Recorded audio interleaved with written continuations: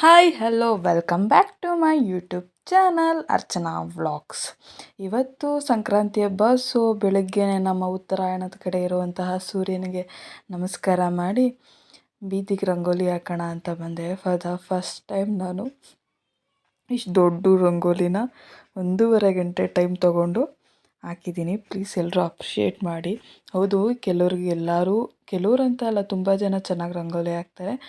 ನಾನು ಅಷ್ಟು ರಂಗೋಲಿ ಹಾಕೋದನ್ನು ಕಲ್ತಿರಲಿಲ್ಲ. ಈಗ ಸ್ವಲ್ಪ ಪರವಾಗಿಲ್ಲ, ಯೂಟ್ಯೂಬೆಲ್ಲ ನೋಡ್ಕೊಂಡು 7.5 ನಿಮಿಷ ಅದು ಯೂಟ್ಯೂಬಲ್ಲಿ ಇದ್ದಿದ್ದು ಅದರದ್ದು ಲೆಂತು. ನಾನು 1.5 ಗಂಟೆ ತೊಗೊಂಡೆ.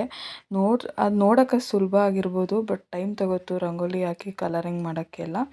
ಅದಾದಮೇಲೆ ನಾನು ಸಿರಿಧಾನ್ಯಗಳನ್ನ ಹಾಕಿ ಖಾರ ಪೊಂಗಲ್ ಮಾಡಿ ಮತ್ತು ಸಿಹಿ ಪೊಂಗಲ್ಗೆ ಅಕ್ಕಿ ಬೇಳೆ ಹಾಕಿದ್ದೆ, ಯಾಕಂದರೆ 2 ರೈಸ್ ಐಟಮ್ ಕಾರ್ಬೋಹೈಡ್ರೇಟ್ ಬಾಡಿ ಜಾಸ್ತಿ ಆಗುತ್ತೆ ಅಂತ. ಸೊ ನನಗೆ ಹಾಲಲ್ಲೇ ಬೇಯಿಸಿ ಮಾಡಿದ್ರೆ ಸಿಹಿ ಪೊಂಗಲ್ ಚೆನ್ನಾಗಿರುತ್ತೆ ಅಂತ ನನಗೆ ನಮ್ಮ ಮನೆ ಪಕ್ಕದ ಮನೆ ಆಂಟಿ, ದೇವಿ ಆಂಟಿ ಅಂತ ಅವ್ರು ಹೇಳಿದರು. ಸೊ ಅವ್ರು ನನಗೆ ರೆಗ್ಯುಲರ್ ವಾಚರು. ನನಗೆ ಥ್ಯಾಂಕ್ಸ್ ಆಂಟಿ. ಮತ್ತು ಗೆಣಸು, ಕಡಲೆಕಾಯಿ, ಅವರೆಕಾಯಿ ಎಲ್ಲ ತಂದಿದ್ರು. ಸೊ ನಮ್ಮತ್ತೆ ಎಲ್ಲನೂ ಸೆಗ್ರಿಗೇಟ್ ಮಾಡಿ ಫ್ರಿಡ್ಜ್ಗೆ ಇಡ್ತಾಯಿದ್ರು. ಸೊ ನಾನು ಅವರೆಕಾಯಿ ಮತ್ತು ಗೆಣಸು, ಕಡಲೆಕಾಯಿ ಎಲ್ಲನೂ ಬೇಯಿಸಿ ಮತ್ತು ಮಕ್ಳಿಗೆಲ್ಲ ಕೊಡ್ಕೊಂಡು ತಿನ್ನಿಸ್ತಾ ಇದ್ದೆ. ಇದು ಏನಾಯಿತು ಅಂದರೆ ಫಸ್ಟ್ ಟೈಮ್ ಗೆಣಸಿನ ಜೊತೆನೇ ಕಡಲೆಕಾಯಿ ಬೇಯಿಸಿದ್ದು. ಈಗ ಸ್ವಲ್ಪ ಬೆಂದಿತ್ತು ಜಾಸ್ತಿ. ಇಲ್ಲಿ ನಮ್ಮ ಇದೊಂದು ಪಾಪ ಬಂದಿದ್ದರು. ಸೊ ಅವನಿಗೆ, ನನ್ನ ಮಗನಿಗೆ ಇಬ್ಬರಿಗೂ ತಿನ್ನಿಸ್ಕೊಂಡು ಮಾತಾಡ್ತಾಯಿದ್ರು ಮಕ್ಕಳು. ಏನೇನೋ ಮಾತಾಡ್ಕೊಂಡು ತಿನ್ನಿಸ್ದೆ.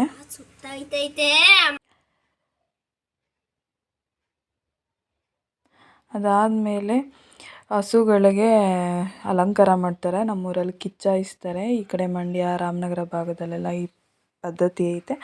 ಸೊ ಅದಕ್ಕೋಸ್ಕರ ಮನೆ ಜನ ಎಲ್ಲ ಹಸುಗಳಿಗೆ ಬಣ್ಣ ಹಾಕಿ, ಹೂವು ಹಾಕಿ ರೆಡಿ ಮಾಡ್ತಾಯಿದ್ರು. ಇದು ನಮ್ಮ ಅತ್ತೆ ಅಲಂಕಾರ ಮಾಡಿದರು ಪೂಜೆಗೆ. ಬೆಳಗ್ಗೆ ಅವರೇ ಪೂಜೆ ಮಾಡಿದರು. ಎಳ್ಳು ಬೆಲ್ಲನೂ ಅಷ್ಟೇ ರೆಡಿಯಾಗಿತ್ತು. ನಾನಾದರೆ ಎಲ್ಲೂ ಎಳ್ಳು ಬೆಲ್ಲ ಬೀರಕ್ಕೆ ಹೋಗಲಿಲ್ಲ ಈ ಸಲ. ಲಾಸ್ಟ್ ಟೈಮ್ ಕಾಲು ಮುರ್ಕೊಂಡಿದ್ದೆ ಅಂತ ಲಾಸ್ಟ್ ಟೈಮ್ ಹೋಗಲಿಲ್ಲ. ಈ ಸಲ ಹೋಗೋಕ್ಕೆ ಇಂಟ್ರೆಸ್ಟ್ ಇರಲಿಲ್ಲ. ಸೊ ಹಾಗಾಗಿ ಹೋಗಲಿಲ್ಲ. ಅದಾದಮೇಲೆ ನಾನು ಬೇಗನೆ ಕಿಚ್ಚಾಯಿಸ್ತಾರೆ. ಸೊ ಅದಕ್ಕೋಸ್ಕರ ಬೇಗ ಅಡುಗೆ ಮಾಡಿ ಹೋಗೋಣ ಅಂತ ಇಟ್ಕಿದ ಬೇಳೆ ಸಾಂಬಾರು, ಚಿಲ್ಕವರೆಕಾಳು ಸಾಂಬಾರು ಗೊತ್ತಲ್ಲ, ಆಲ್ಮೋಸ್ಟ್ ಸಂಕ್ರಾಂತಿ ದಿನ ಅದೇ. ಅದ್ರ ಜೊತೆ ಅಕ್ಕಿ ನೆನೆಸಿದ್ದೆ ಇಡ್ಲಿಗೆ, ಬೆಳಗ್ಗೆ ಟಿಫನ್ಗೆ ಅಂತ. ಸೂಪರಾಗಿ ಮಾಡ್ತಾಯಿದ್ದೀರಾ ಅಕ್ಕ. Thank you.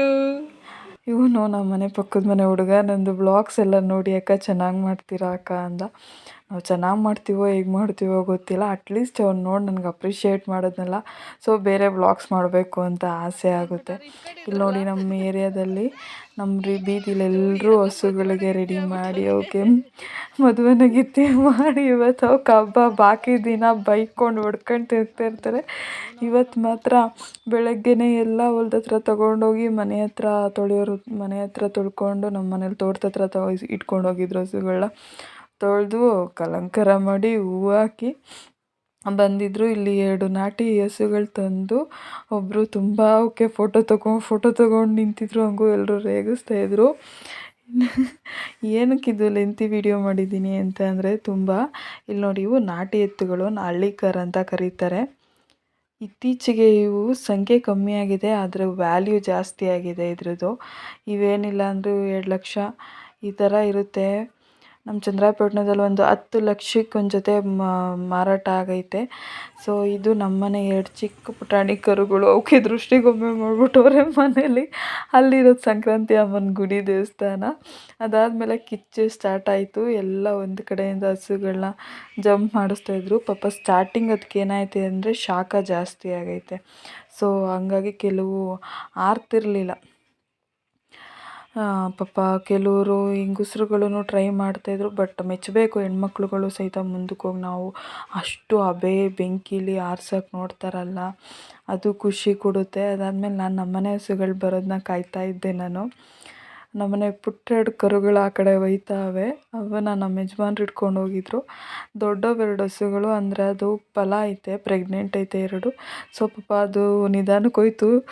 ತಮಾಷೆ ಏನು ಅಂತಂದರೆ, ನನ್ನ ಮೈದ ಫಸ್ಟು ಜಂಪ್ ಮಾಡಿದ್ರು, ಆದರೆ ಹಸುಗಳು ಜಂಪ್ ಮಾಡಲಿಲ್ಲ. ಅವ್ರು ಮತ್ತೆ ವಾಪಸ್ ಬಂದು ಮತ್ತೆ ಹಸುಗಳು ಜಂಪ್ ಮಾಡಿಸ್ಕೊಂಡು ಹೋದರು. ಸೊ ಇದೆಲ್ಲ ನಾನು ಫಸ್ಟ್ ಟೈಮ್ ನಾನು ಮದುವೆಯಾಗಿ ಇಷ್ಟು ವರ್ಷ ಆದ್ರೂ ಇಷ್ಟು ಹತ್ರದಲ್ಲಿ ಹೋಗಿ ಕಿಚ್ಚಾಯಿಸೋದು ನೋಡಿದ್ದೆ ಫಸ್ಟ್ ಟೈಮ್ ನಾನು.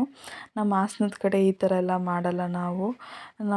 ಯುಗಾದಿ ಹಬ್ಬದಲ್ಲಿ ಹೊನ್ನಾರು ಅಂತ ಕಟ್ತಾರೆ, ಅದು ಬೇರೆ ಪದ್ಧತಿ. ಅದಾದಮೇಲೆ ಮನೆ ಹತ್ರ ಇಟ್ಕೊಬಂದ್ಮೇಲೆ ಅವಕ್ಕೆ ಕಾಲು ತೊಳೆದು ಅರಿಶಿನ ಕುಂಕುಮ ಇಟ್ಟು ಹೂವು ಹಾಕಿ ಒನಕೆನ ದಾಟಿಸ್ಕೊಂಡು ಫಸ್ಟು ಅವೇ ಒನಕೆ ದಾಟ್ಕೊಂಬರಬೇಕು. ನಾನು ಅಲ್ಲಿ ವೀಡಿಯೋ ಮಾಡ್ಕೊಂಡು ನಿಂತಿದ್ದೆ ಅಂದ್ಬಿಟ್ಟು ಪಾಪ ಅದು ಫಸ್ಟೇ ಬೆದರುತ್ತೆ, ಬರಲಿಲ್ಲ. ಆಮೇಲೆ ಹಿಂದೆ ಹೋದೆ, ಆಮೇಲೆ ಬಂದು ಎಲ್ಲನೂ ಮನೆಗೆ ಬಂದು ಸೊ ಇಡ್ಲಿಗೆ ನೆನೆಸಿದ್ದು ಉದ್ದಿನ ಹಿಟ್ಟು ಇನ್ನೂ ಹೆಚ್ಚಾಗಿ ಉಳ್ಕೊಂಡಿತ್ತು, ಸ್ವಲ್ಪ ಹಂಗೇ ಲೈಟಾಗಿ ಆಂಬೊಡೆ ಥರ ಹಾಕ್ದೆ, ವಡೆ ಎಲ್ಲ ಮಾಡೋಕ್ಕಾಗಲ್ಲ ಅಂದ್ಬಿಟ್ಟು. So thank you watching my vlogs. Support ಮಾಡಿ ಎಲ್ಲರೂ.